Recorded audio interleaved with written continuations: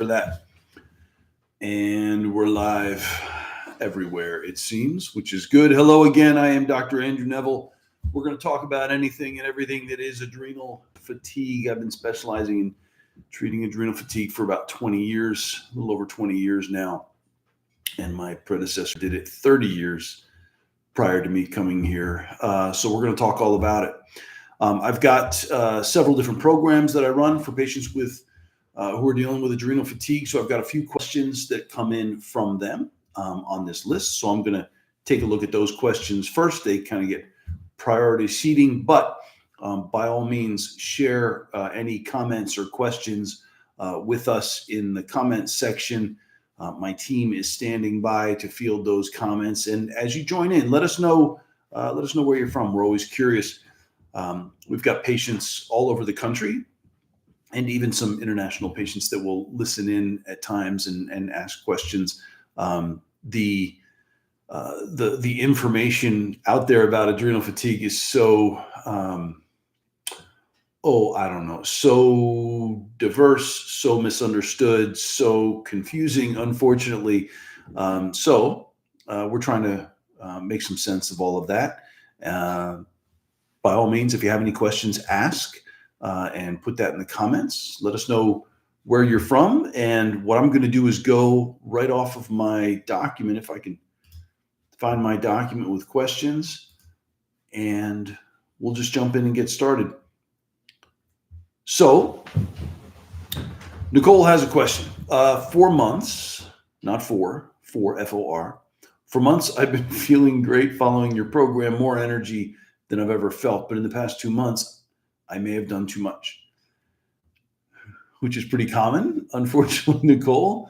It's ultimately a good thing that you are feeling better enough to be able to do too much. It's almost a rite of passage for a lot of my patients, because inevitably, as they feel better, we do more, and then we ultimately can do too much, right? So it's a pretty common process, although you haven't asked a question yet. So it continues. My primary symptoms are low blood sugar, waking me up at 3 a.m., needing to eat, even though I eat a snack before bed, needing to eat every 2 hours, protein, fat, fiber, low carb. Blood sugar drops after 2 hours from 80 to 60. I'm going back to the basics, but I wanted to check. Okay. So going back to the basics is really key. That's smart. It's something that I talk about all the time. So I'm glad you have that awareness, which is really key, because within the program that we have, right, the idea is we're trying to shift this stress physiology, right? Shift you out of stress physiology into that rest and digest physiology, which is where we heal and repair.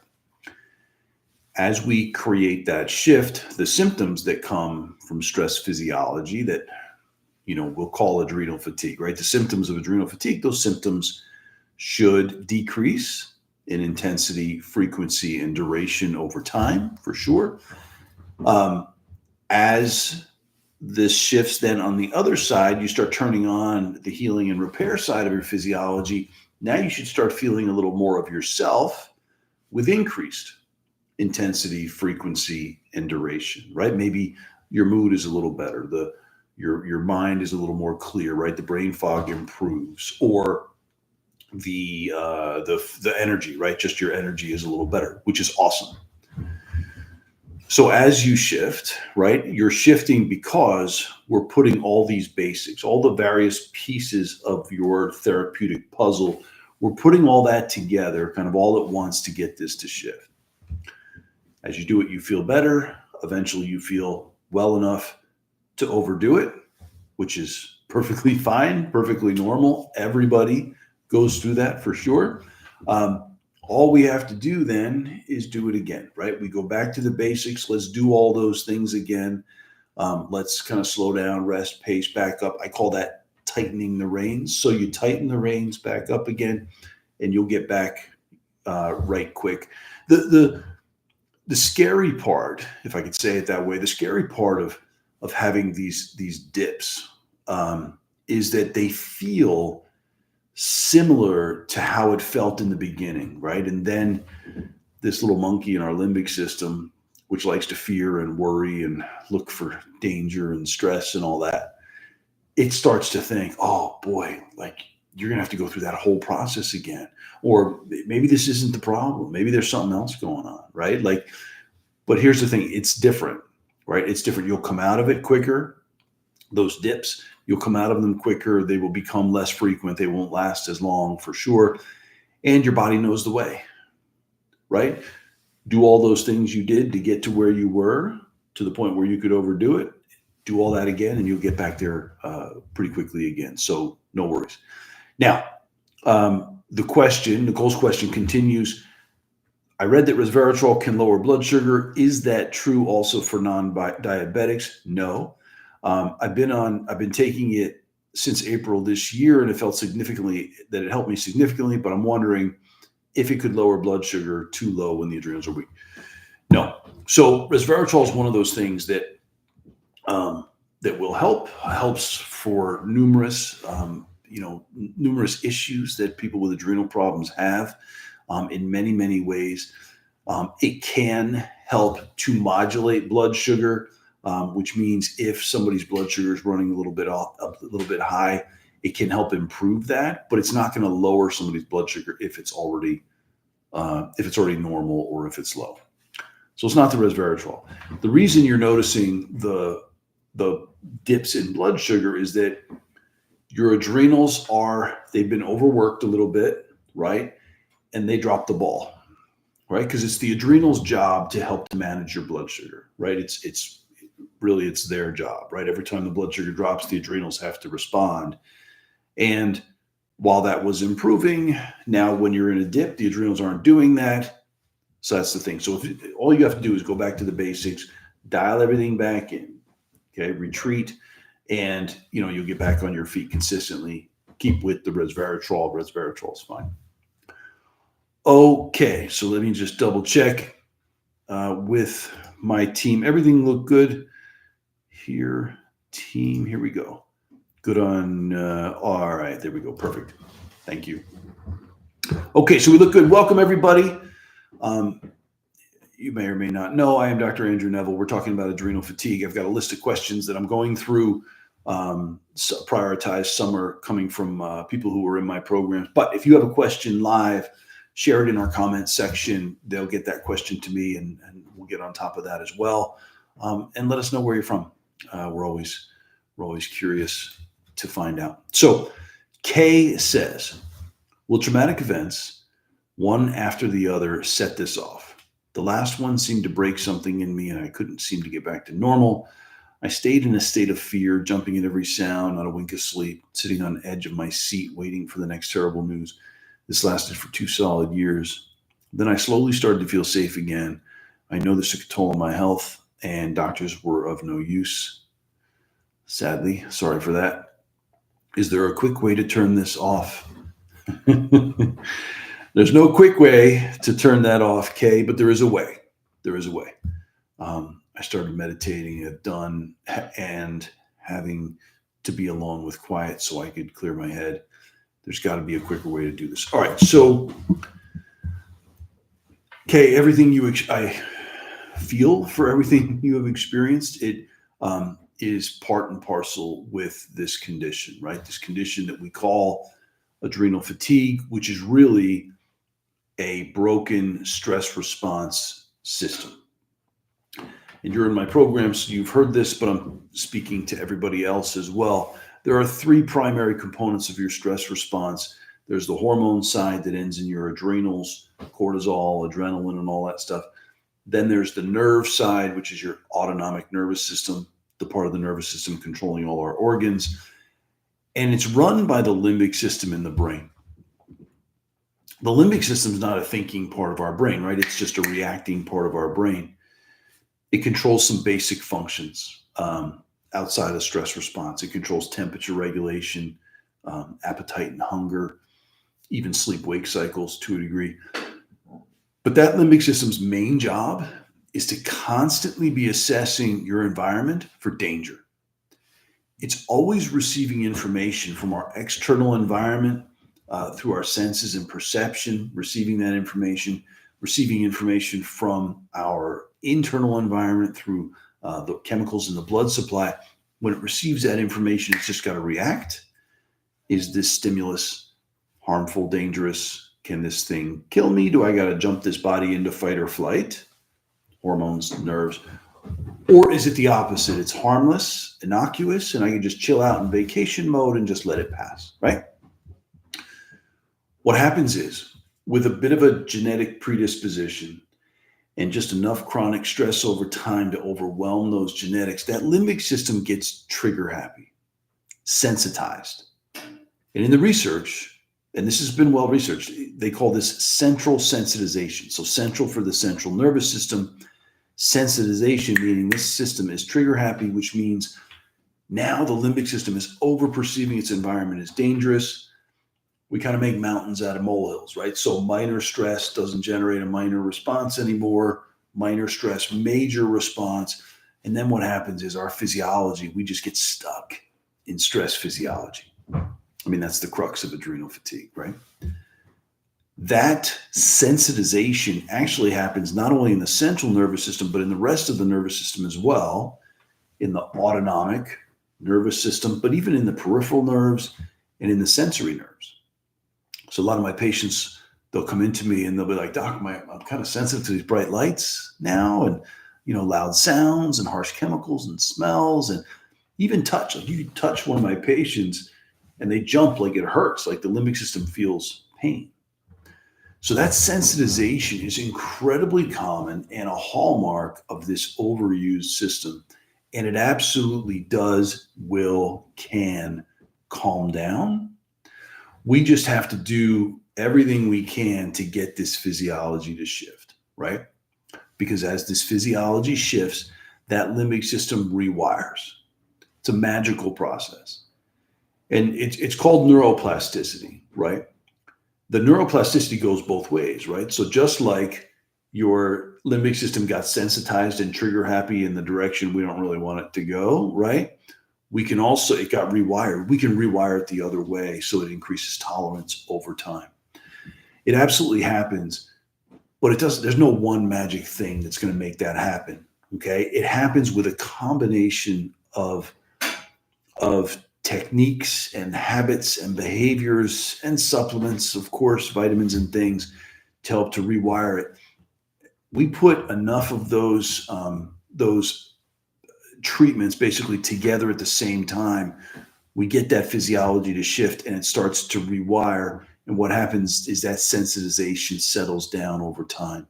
But it's always a combination of things, okay?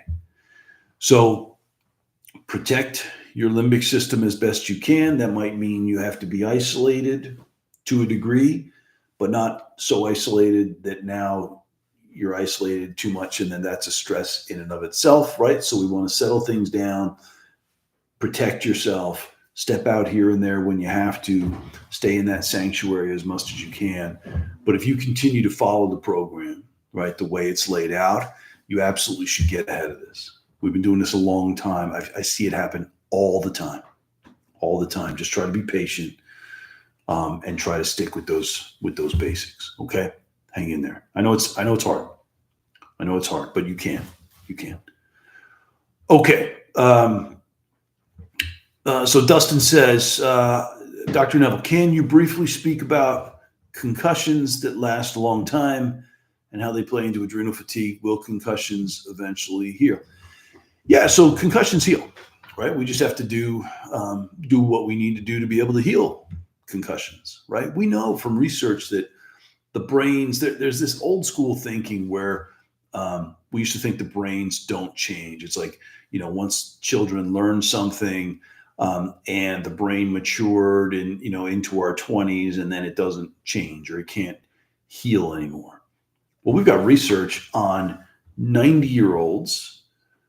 Right, where you put them in certain circumstances similar to us shifting this physiology, and you can see changes in the brain. And when I'm talking about neuroplasticity and these changes, what we're talking about are nerve growth factors. One of the biggest ones is BDNF, which is brain-derived nerve growth factor.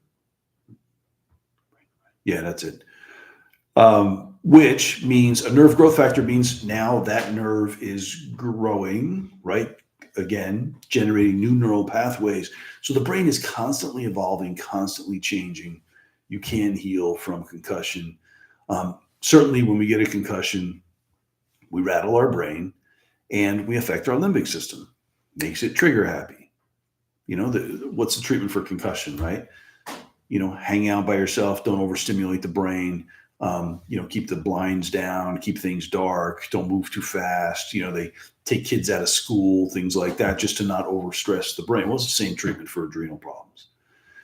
So certainly I see concussions in the past history of many of my patients. I just put that somewhere in the bucket. There's layer upon layer upon layer within everybody's bucket that sets us up for adrenal fatigue. Concussion is just one of them. The brain can absolutely heal. There are numerous ways that happens. And again, everything we do to shift that physiology, whether we're talking about turning on the vagus nerve or doing a consistent mind focusing relaxation exercise, or getting adequate salt, sodium, and getting the blood volume up, and certainly, supplementation. There are, I talked about resveratrol earlier. Resveratrol stimulates neuroplasticity, right? Stimulating these nerve growth factors. And there are numerous other ways that we will get to that. So, concussions heal. We see that stuff all the time. It's just one more factor. Okay. Carolyn says, is adrenal fatigue linked to PCOS? I'm just going to glance at all my questions. Oh boy. All right. So yes, speed up, Dr. Neville. Carolyn says, is adrenal fatigue? I preempted that because usually that's my team saying speed up, Dr. Neville. I know. Is adrenal fatigue linked to PCOS? It absolutely is. Your your ovaries, your thyroid, and your adrenals, they kind of work the same in that, those glands sit in the periphery. They're all governed by the hypothalamus and the pituitary in the brain.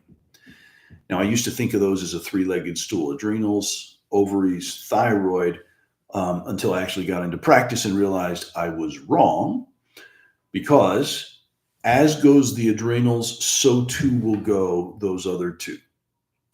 If our HPA axis, if our adrenals are overtaxed, that stress hormone goes to the hypothalamic pituitary ovarian hormone axis and thyroid, but we'll talk about the ovaries, and it suppresses it. And it suppresses it in a couple interesting ways. One of those ways is that it sets women up for, menstrual problems of all kinds, including PCOS.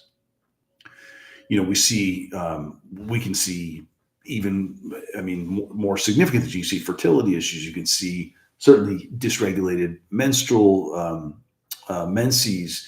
You can even see fibroids, endometriosis, all this estrogen dominant kind of stuff. It's this balance between estrogen, progesterone that is almost impossible to fix if you don't deal with that adrenal problem.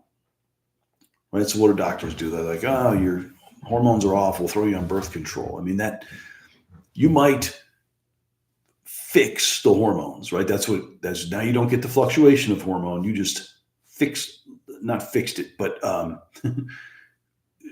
put it in cement fix, right? Now your hormones are static because you're taking this pill, as opposed to flexible and fluid and dynamic, right? Which can help with some of the symptoms, but it doesn't fix the underlying problem. When you fix the adrenal problem, the HPA axis, get your body out of fight or flight. Now you're not suppressing your hypothalamic pituitary ovarian hormone axis, and everything normalizes. Everything normalizes. I see PCOS go away. I see the weight go away. I see the insulin problems go away. The lipid levels. I see the fertility issues go away. We've had patients who could not get pregnant because they're in stress physiology.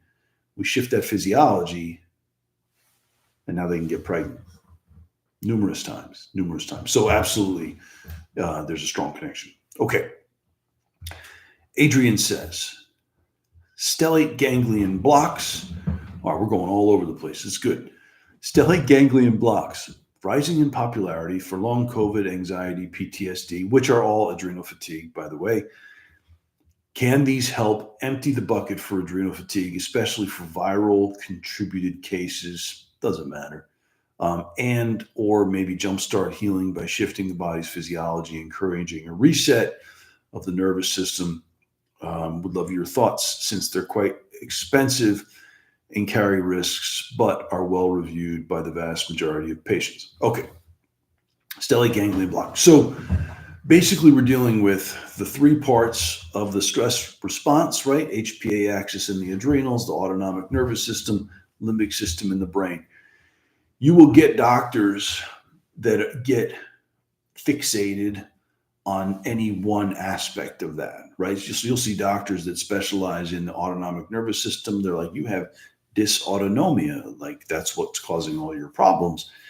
And then I respond, yes, they do, but not only.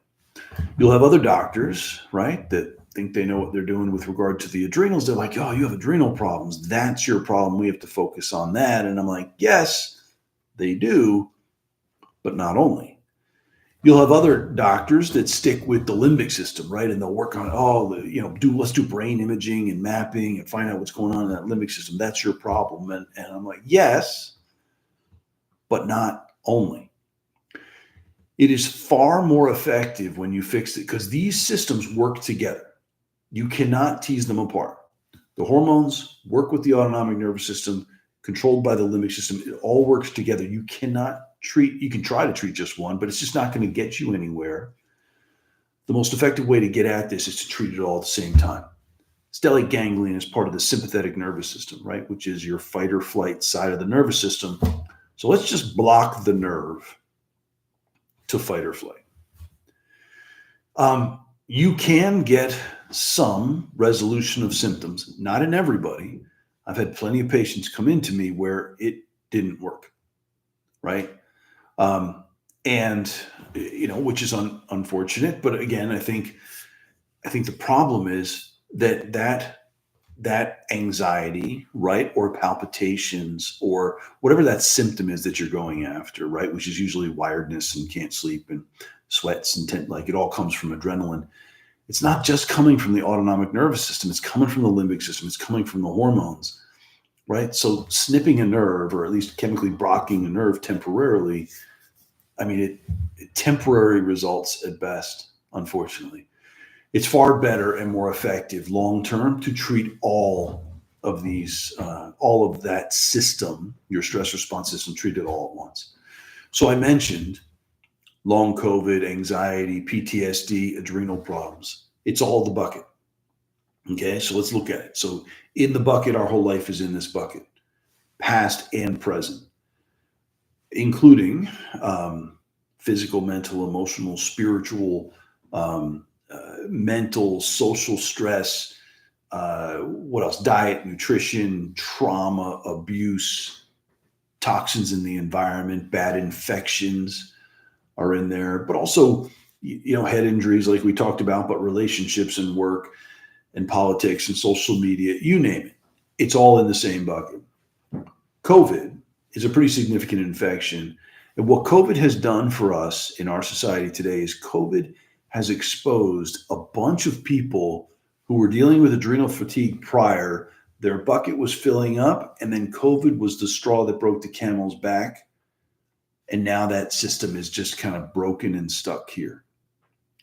When you scoop this stuff out of the bucket and make the bucket bigger, all these things we do within the programs that we run, now you created space in the bucket and you don't deal with long COVID. So long COVID is like a post-viral fatigue, which they used to chase after, or Epstein-Barr, you name it. You don't need a stellate ganglion block to fix that. You just have to fix the underlying problem. Now, PTSD and anxiety, those are just symptoms of a stuck stress response. We know PTSD lives in the amygdala, up in the limbic system. We treat that.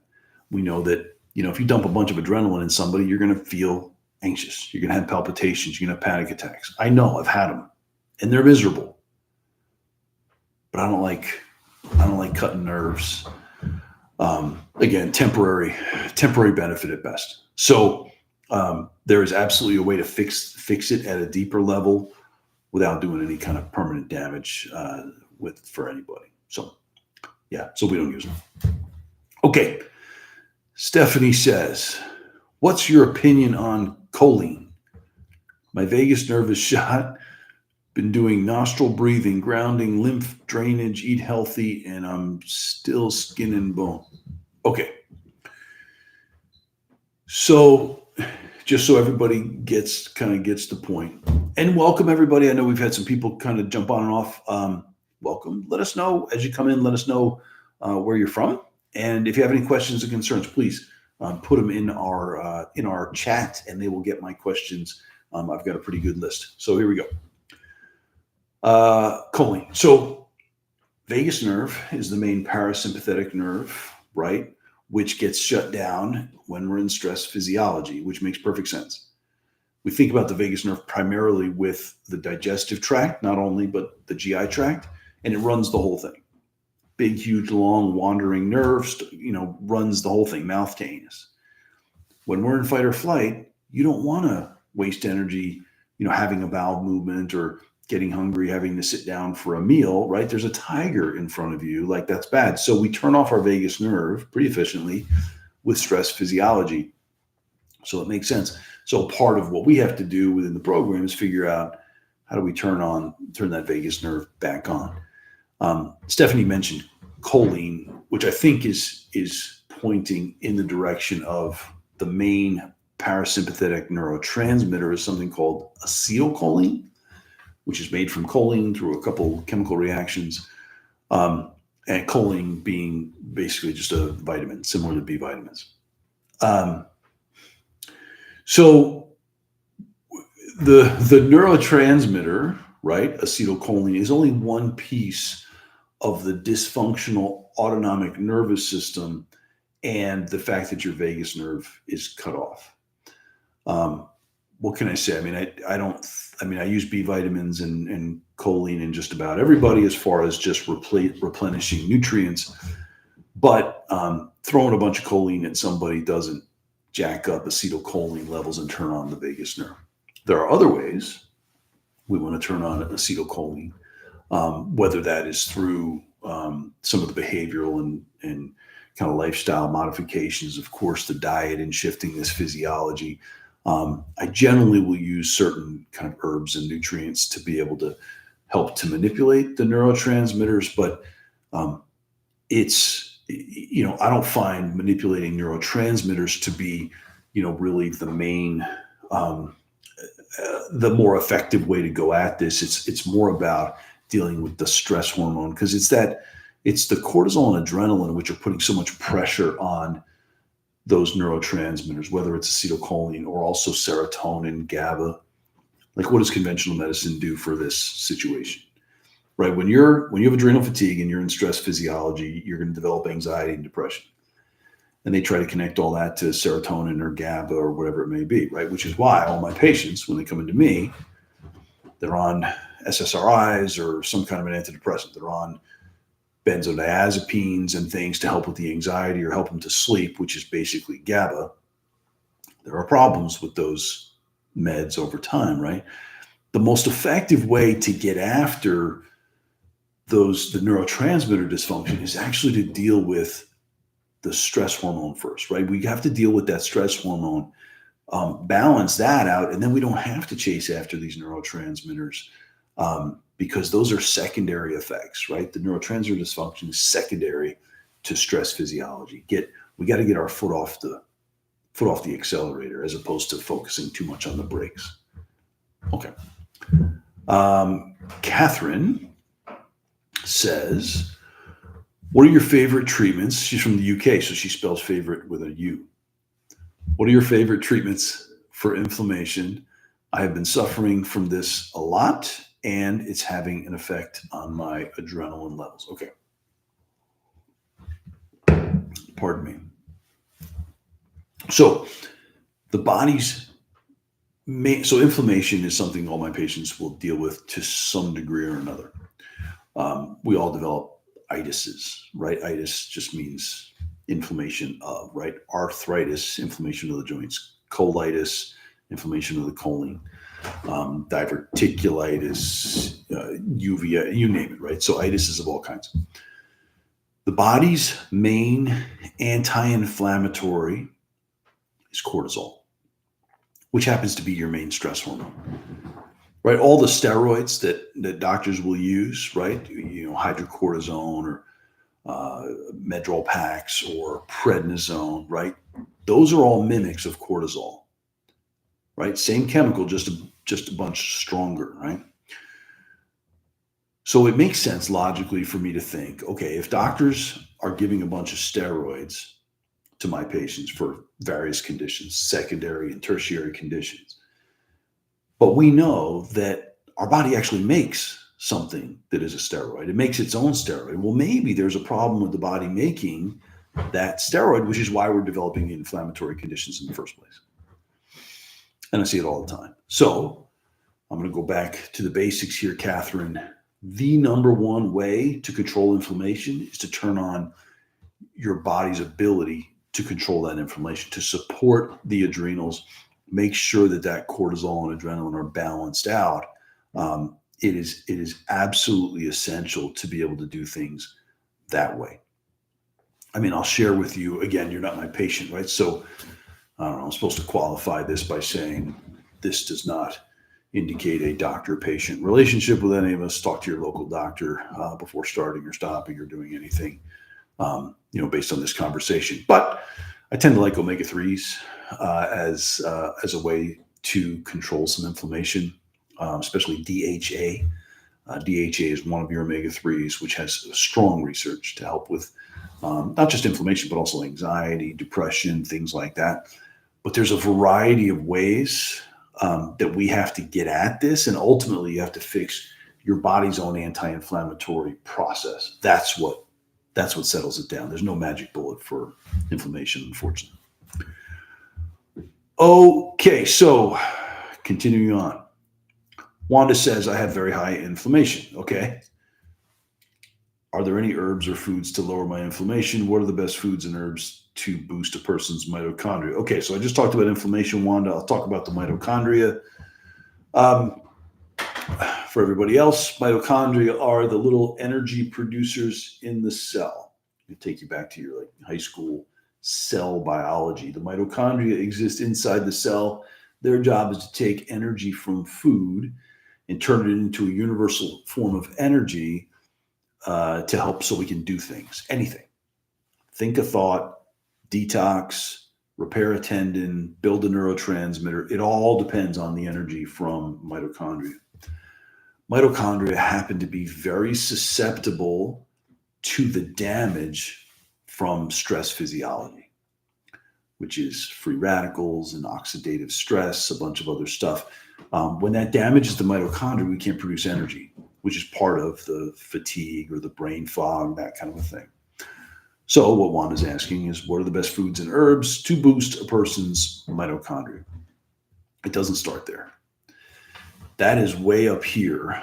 As far as treatment goes, it's got to start way down here, because taking herbs and things to repair the mitochondria is it's like your house, right, is in a hurricane and you've got damage to your roof and now you've got a leak, right? And it's damaging your furniture inside your house, right? I'd be happy to just keep selling you shingles, right? Which would help maybe temporarily, but I would be able to keep selling you shingles for here on out, right? Because you're going to constantly need them. So trying to repair the mitochondria is like trying to repair that roof where, how about dealing with the storm, right? Your storm, the hurricane's still going on. We've got to get you out of a hurricane, right? Which is shifting that physiology. We have to stop damaging the physiology, right? Or kind of like, it's like bailing a boat, right? Where you still have a hole in the boat, right? We've got to fix the underlying problem. That's the first thing.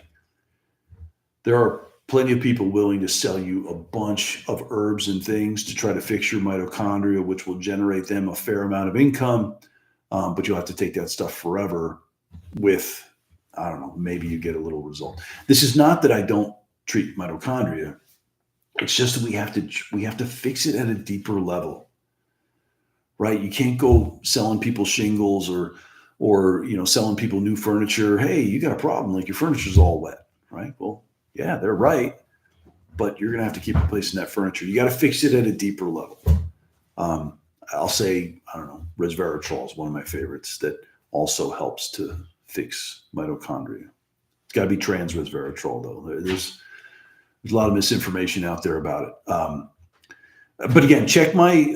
I've talked a lot about this stuff, so I'm sorry if I just kind of glance over things. If you go to my YouTube channel, I've talked about a lot of these different things, right? So by all means, jump in, and even if you have any questions there, just leave comments or ask questions there because we pay attention to all those things. Sarah says, "Are gentle liver detox things, lemon water, Epsom salt, soak, dandelion tea, ACV, okay to do when one's struggling with adrenal fatigue symptoms?" I guess the key there is gentle. Sarah, the number one way to safely detoxify is to let your body do it. Our body knows how to detoxify toxins. It knows how to package them up. It knows where to put them and how to get rid of them. But it's not just the liver, right? There are 5 organs participating in detoxification.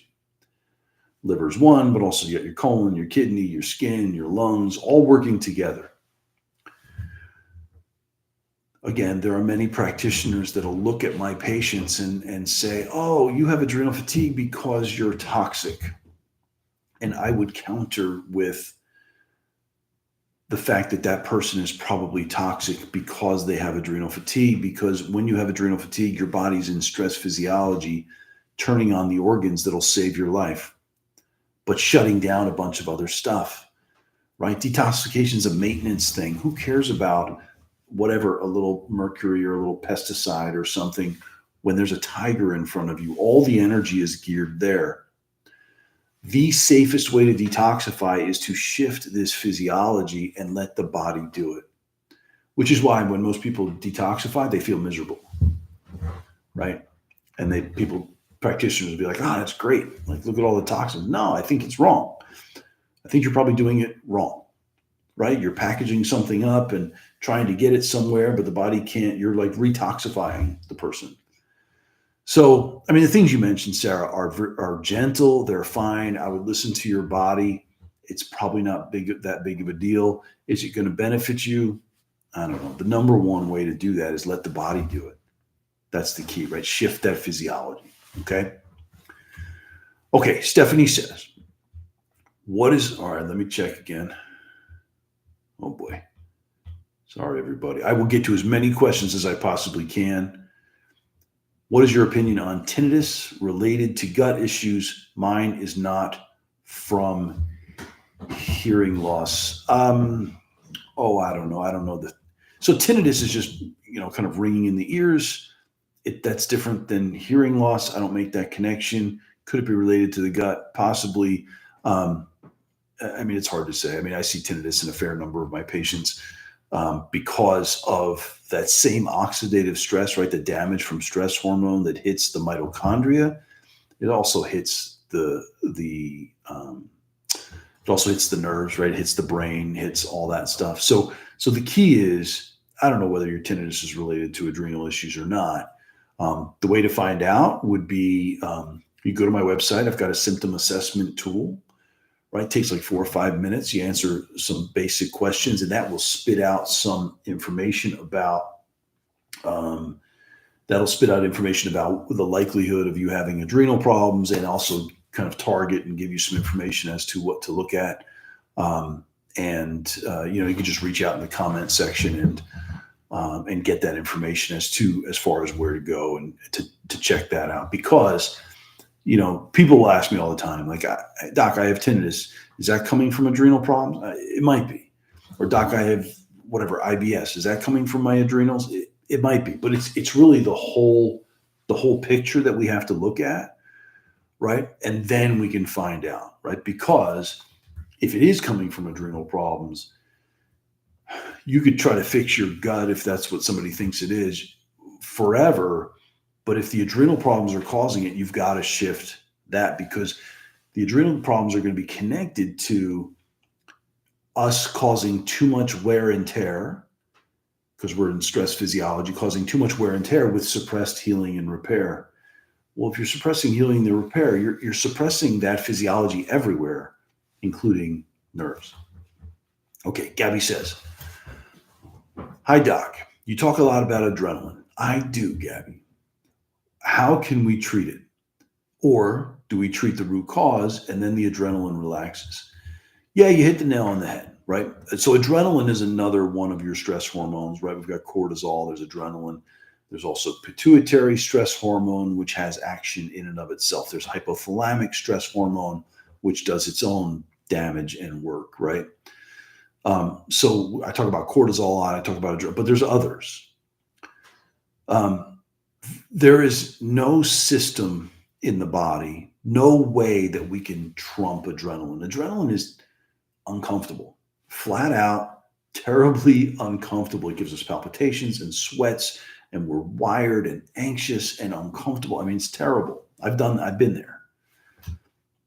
That's our stress physiology, right? If we could somehow electively shut that off, we would have died out as a species thousands of years ago. The key, like you alluded to, Gabby, is prevention. Prevent these surges of adrenaline, which means getting this physiology to shift. It's not so easy. Earlier in the conversation, I talked about the limbic system being wired and sensitized and trigger happy, right? So that we make mountains out of molehills, right? Minor stress, major response. We have to rewire that whole system, but you absolutely can work on this at a deeper level, prevent the surges of adrenaline. That's basically what you have to, it's all about prevention. Okay. Mark says, my question is regarding the minerals test, HTMA, hair tissue mineral analysis, hair analysis. I did the test, it shows some deficiency. They recommend a few supplements to fix that and heal the adrenals. What do you think of this approach? I think it doesn't work. So we used to do here before I came, hair tissue mineral analysis, right? These tests were commonly used before we could actually test cortisol. But once we were able to finally test cortisol, we just deferred to that because the minerals that are in the hair are going to change based on your stress physiology. That is true. I've seen numerous of these tests. I find that the treatment or the recommendations from a lab who doesn't really know you or work with you, it's short-sighted, and unfortunately, it's not really going to do a whole lot. Do minerals get thrown off with stress physiology? 100%, and we always have to deal with that, but there's so much more to it. And the last thing I'll say, Mark, is that this company profits from selling tests and selling supplements. They don't fix people. I mean, I test for it. You have to test for it. What you want to find out what's going on, but you want to get a much more specific test. So you want to do a saliva test. There's one lab I like for this testing that they've been doing it the longest and the best. So you want to get that testing. And yes, I use supplements, but supplements are just that. They are supplementary to all this other work that has to be done. Again, there are plenty of people willing to sell supplements, and it's nice, right? We have this romanticized view. Doc, I don't want to do all this. Just give me the herb that's going to help to fix my adrenals. It doesn't work that way. I mean, if it worked that way, none of you would be here. You already, you'd be well already. It's not that I don't use them. It's just that it's too short-sighted. You've got to treat this in a much more comprehensive way. I wish it was easier. Okay, Brady says, can adrenal stress / stress response issues, I like it, Brady, because it's not just the adrenals, right? It's the rest. It's the whole stress response system. Can they cause neck problems? If so, how? I get a lot of occipital neuralgia, cervical vertigo-like symptoms. Well, stress causes tension everywhere. But especially neck tension. I think we as humans are much more vulnerable to cervical tension in the neck. A lot of people say, well, I carry all my stress like back here. It's either like behind my shoulder blades or in my neck. I think part of that's because our physicality, like, we're all here. Like, I'm at a computer, and our tendency when we're here is to go down like this. And then those neck muscles have to be constantly activated to hold our head back. Stress causes tension, and then tension can cause all kinds of problems, right? So yeah, I mean, it's a piece of it. It's a piece of it. Again, if we're trying to optimize healing, right? Whatever we call it, right? People call it, they call them optical migraines or neuralgias. If we're trying to optimize healing, the number one way to optimize healing is to shift this physiology. Turn on your rest and digest physiology, and you can heal from all kinds of things. I mean, I see headaches and neck pain and those kind. I see that stuff go away over time, all the time. It's huge. Okay, so I'm getting the you're running out of time warning. Thank you, team. Linda says, what do you mean by prevention? What do we do to prevent adrenaline surges in the face of high stress situations?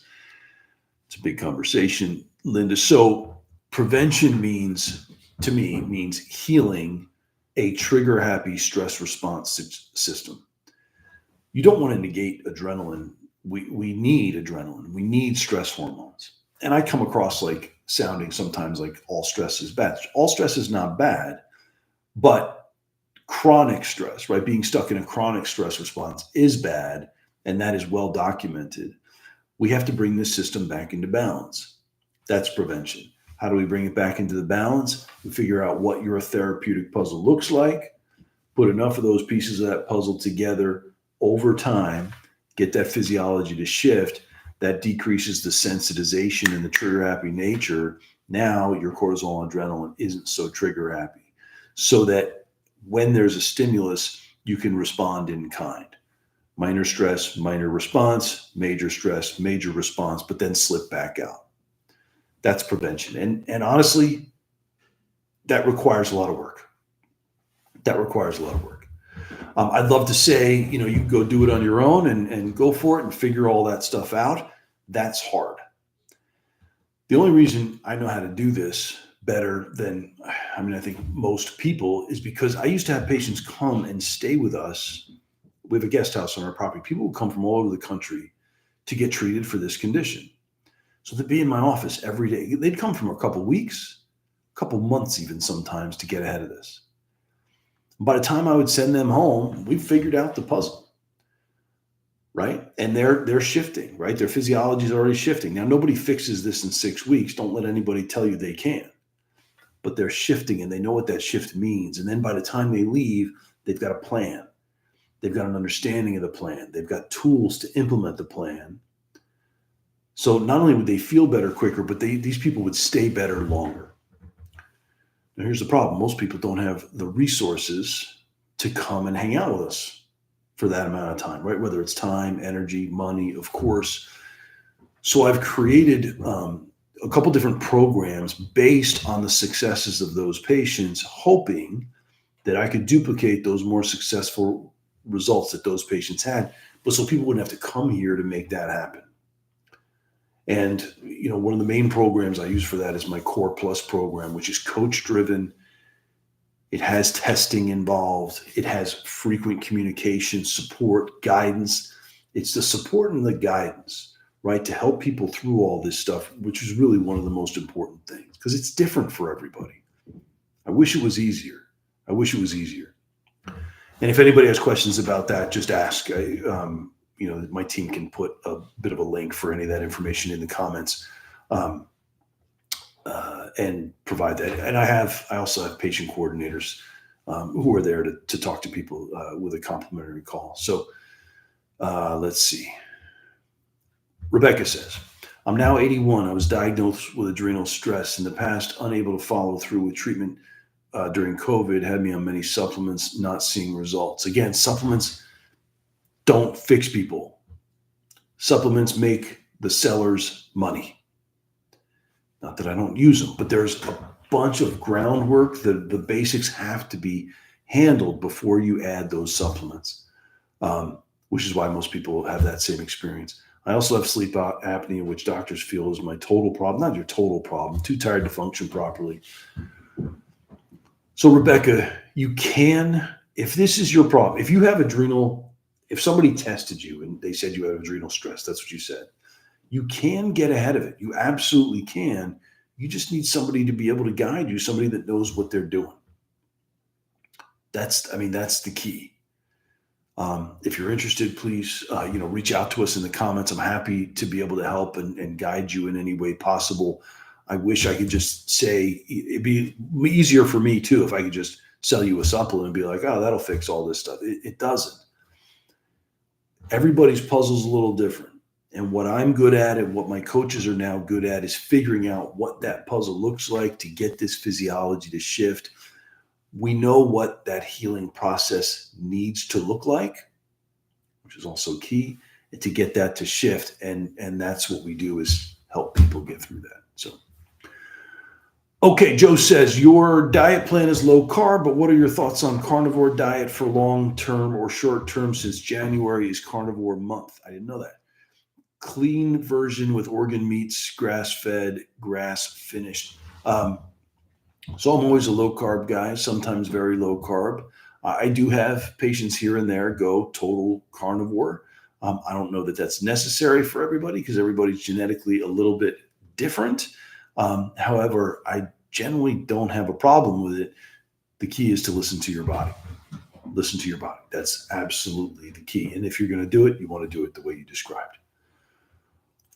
Okay, so the winner of the YouTube poll that people want to know why being a night owl can be problematic. Evelyn asks, what can I do to reverse the night owl syndrome? Please, tired during the day, wake up at bedtime. Any suggestions would be much appreciated.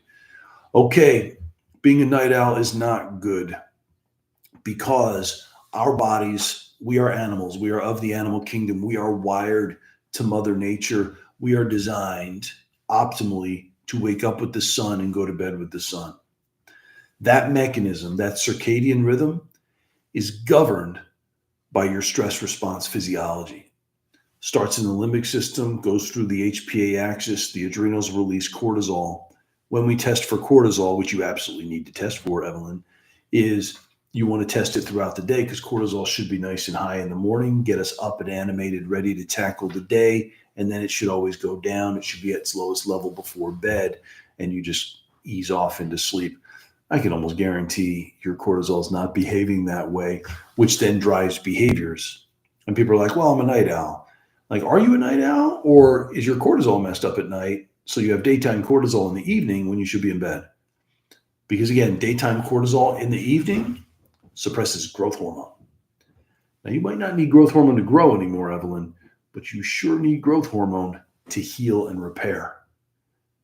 So it's essential to shift that physiology. You've got to get it assessed, and you've got to deal with it. So chances are you've got adrenal issues. Okay, Raphael says, how can one be made whole from chronic gastritis and chronic colitis? How do you stop the stomach from producing too much acid naturally?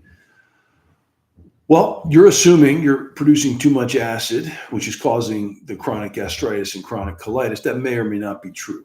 And again, may or may not. I don't know. I'm not your doctor. I haven't seen your tests. But I can tell you that there's some itises, right? So that's inflammatory stuff. And you've also got, this is connected to the gut. I see inflammatory stuff and gut stuff all the time in my patients because stress physiology suppresses the immune, digestive, reproductive, and thyroid systems. Suppress the immune and digestive system together, and you've got a bunch of inflammatory issues in the bowel. One thing that stress hormone does is stress hormone damages the protective layer, the mucin lining that protects the delicate mucosal membranes of the gut. And when you damage that, now that tissue is vulnerable to whatever's in your stomach, right? Like hydrochloric acid. But that might not mean your stomach acid is too high. It might just mean you've damaged that mucin protective lining. Again, I can't guarantee that your issues are adrenal related. although I'm strongly suspicious because it's rare that it's not. But I would go to check out the symptom assessment tool that we have on our website. Check that out. See if it makes sense. If you have some of these other symptoms, it's likely with adrenal fatigue, the symptom picture is really common, right? And it's often like if it looks like a duck and quacks like a duck and walks like a duck, we probably know what we're dealing with, right? So at least we get this assessment, right? So that's great. So now we know. All right, now how do we fix it? That's the biggest challenge, right? Is how do we fix it? And we're in the generation now, we have the YouTube generation, and we can learn anything on YouTube these days. And I do it, right? Like I'll do things, but I know my limits, right? I know my limits. I can do a few things. I'm not going to fix the transmission of my car based on something that I learned from YouTube. Nor am I going to listen to somebody on YouTube who took a weekend course on how to fix a transmission and now think that that's better. Or I'm going to ignore the other person on YouTube that says, hey, this is what worked for me. This magic pill worked for me. That means it must work for you. I'm going to ignore that person too. I wish this was easier for all of us. I truly do. It takes some work. It takes some effort. Keep learning, keep understanding, which is good. And I'm happy to provide all this information. I really am, to try to clarify, to help people understand where do I hang these symptoms, right, within this. What's the context? I'm happy to provide that. But information doesn't get people well, right? Information or knowledge, right? Who said, I don't know, knowledge without action is, I don't know, what, foolishness or whatever they call it, right? It's the action. So if you have the information, that's good. You want to test my information, go to PubMed, check out the research. I mean, I've documented all of it. All the information that I provide is based on clinical experience with patients, and I research the daylights out of this stuff to try to make it as efficient as possible for people to get back to living their lives again.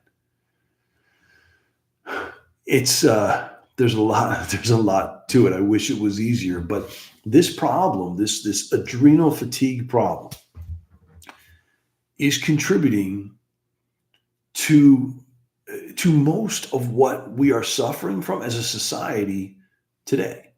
You look at depression, right? Depression is the number one cause of disability these days. People are going for depression. Well, 9 times out of 10, that depression is going to come from stress physiology. We know that's well documented.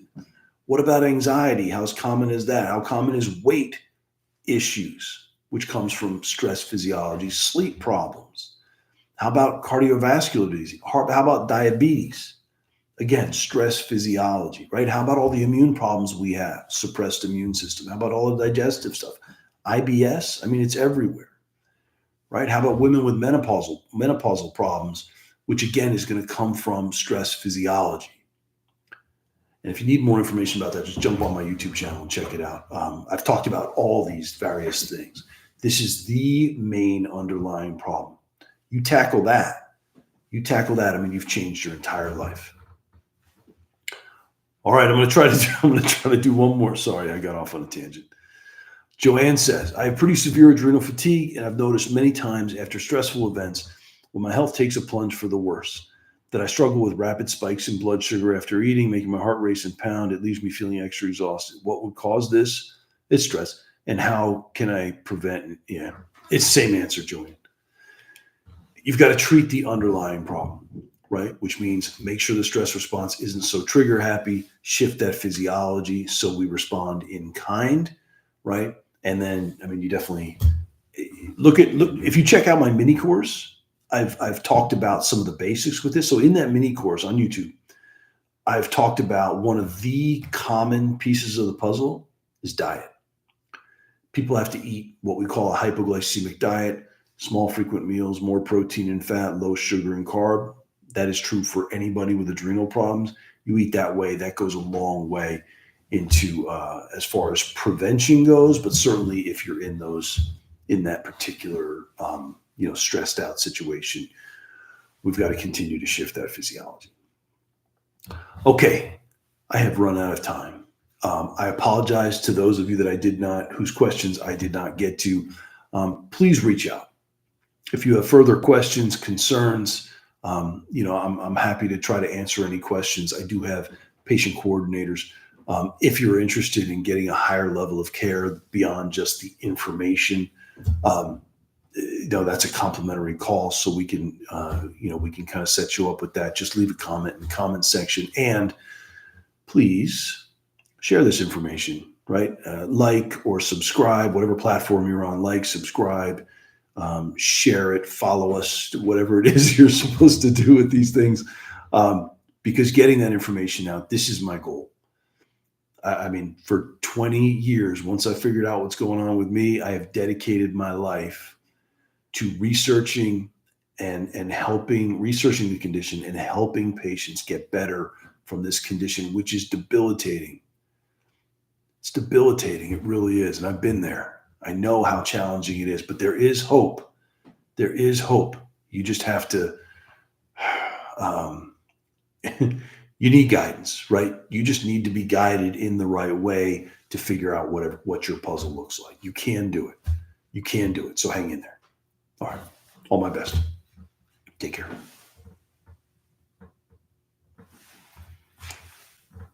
See if I can turn it off.